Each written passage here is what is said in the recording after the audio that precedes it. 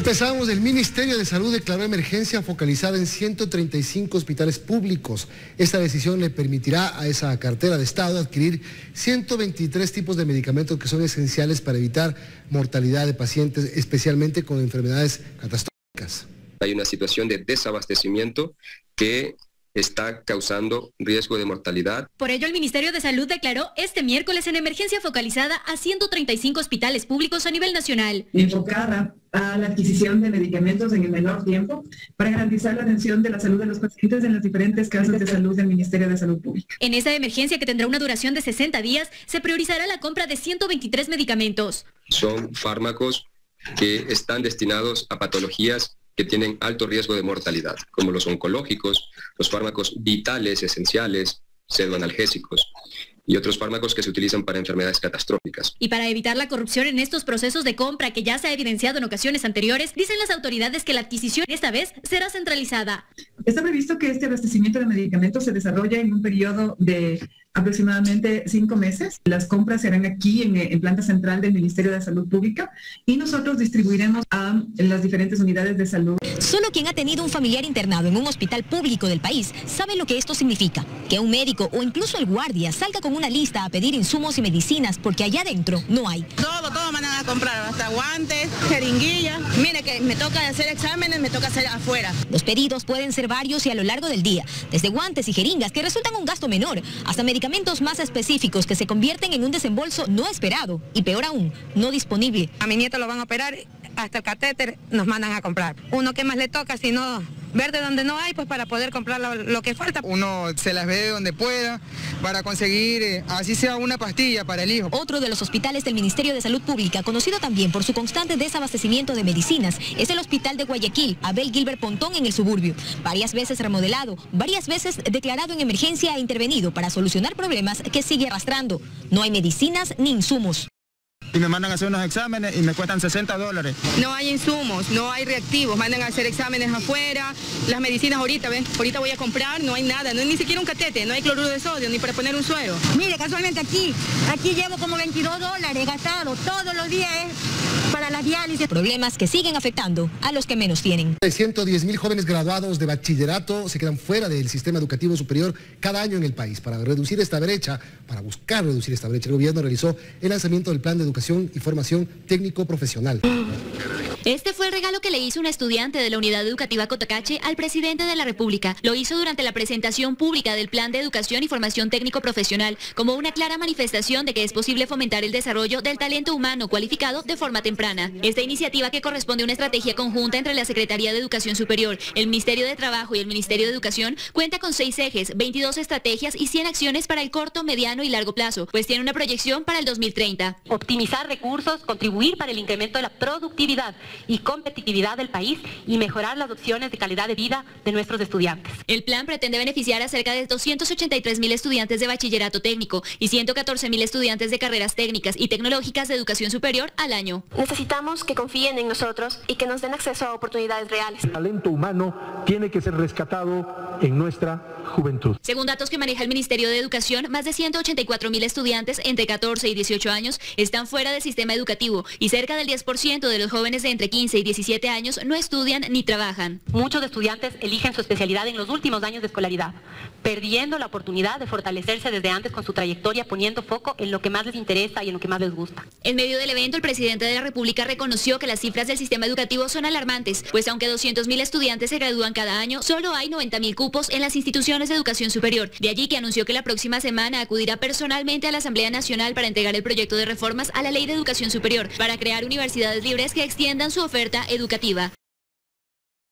Las centrales sindicales y varias organizaciones sociales marcharon esta tarde en una jornada de protesta en contra de las medidas económicas advertidas por el gobierno. Los dirigentes de las organizaciones piden revisar las propuestas del gobierno y demandan mayor atención para el seguro social. Son los mismos rostros de la dirigencia sindical histórica y las mismas organizaciones representadas en una nueva protesta. Las mismas consignas. Creen que el gobierno debe reorientar su política económica y ejecutar planes que frenen la escalada de precios. A la cabeza de la movilización estuvo la CONAIE, con su presidente Leonidas Issa. Dice tener propuestas para resolver la crisis económica, pero la crisis económica no se va a resolver privatizando, se va a resolver repotenciando las empresas públicas, que es de todos los ecuatorianos. y se ha hecho un llamado al resto de organizaciones sociales para formar un solo frente. Y es que al igual que la CONAIE, las centrales sindicales tienen una agenda de pedidos. Entonces, presidente Lasso, dele respuestas claras al pueblo ecuatoriano sobre el tema del empleo, sobre el tema de la seguridad social, sobre el tema de los maestros. Esta vez la movilización no tuvo mayores incidentes ni enfrentamientos con la fuerza pública. El discurso por ahora pretende buscar acuerdos. Aceptamos su palabra, señor presidente. Nos dice, vengan a conversar y estamos abiertos al diálogo, pero que nos reciba, que nos invite. Aunque hay un tema recurrente en estas marchas, la crisis del seguro social que en poco tocará fondo. Que pague al seguro social. Eso es lo que nosotros vamos a pedir. La marcha, que tuvo eco en otras provincias, hoy en Quito mostró una importante convocatoria. Y luego de 1 hora y media de marcha, los dirigentes que intervinieron al final de esta jornada insisten en que radicalizarán su protesta si es que no encuentran una respuesta por parte del gobierno a sus demandas, principalmente con respecto a la situación económica. Por presunto lavado de activos, la Fiscalía investiga el círculo familiar del exdirector del Hospital Básico de Durán, Ricardo Moreno. Su hermano, Alain Moreno, sería una de las piezas clave de la trama. En 2020 intentó transferir más de $2 millones al exterior. En 2020, la Unidad de Transparencia y Lucha contra la Corrupción de la Fiscalía realizaba allanamientos y detenciones en diferentes casas de salud de la red pública. En junio de ese año fue el turno del Hospital Básico del IES en Durán. Ahí su director, Ricardo Moreno, fue detenido por presunta delincuencia organizada, por contratos irregulares efectuados por más de $2 millones. Un año después, el proceso se encuentra en etapa de juicio. A la par, este fin de semana inició la instrucción fiscal por un caso que de ahí se desprende por lavado de activos. En el centro de las investigaciones, su hermano Alain Moreno, cuyas oficinas fueron allanadas en uno de los edificios de Puerto Santa Ana, en Guayaquil, en junio de 2020. Se encontraron 9.000 pruebas rápidas, insumos médicos y documentos que fueron puestos en cadena de custodia. Al saberse involucrado en este caso, Alain Moreno intentó sacar del país más de $2 millones. Y eso se refleja en la información que arroja el Servicio de Rentas Internas. Pues para 2020 canceló $101.010 de impuesto a la salida de divisas. Pero la transacción fue bloqueada a tiempo por una alerta de la Unidad de Análisis Financiero, UAFE. Según la Superintendencia de Compañías, Alain Moreno San Martín, hermano del exdirector del Hospital Básico de Durán, figura como accionista de 4 compañías: Moreno Comercio y Construcción, donde comparte acciones con su madre, y donde su padre figura como gerente general; Movimiento Emprendedores Moempre, firma en la que su madre también tiene acciones. Moreno es además accionista de Inmo Guayaquil y Asia Pacific Export S.A. Sin embargo, es la primera compañía en la que comparte funciones con sus padres, la que sería clave en las investigaciones, pues a su nombre están bienes avaluados en más de $1 millón, entre ellos esta propiedad en Urdesa. Se ha dispuesto la prohibición de enajenar en total 28 bienes inmuebles y aún está pendiente la incautación de 6 vehículos valorados en aproximadamente $90.000. La compañía, padre, madre y hermano del exdirector, así como un ciudadano extranjero y 2 mujeres quienes figuraban como proveedoras del Hospital Básico de Durán, son procesados por lavado de activos. El pasado 8 de abril, la jueza de Durán, Andrea Patiño, sustituyó la prisión preventiva dictada contra Alain Moreno, quien desde entonces debe presentarse de forma periódica ante la autoridad y tiene prohibido salir del país.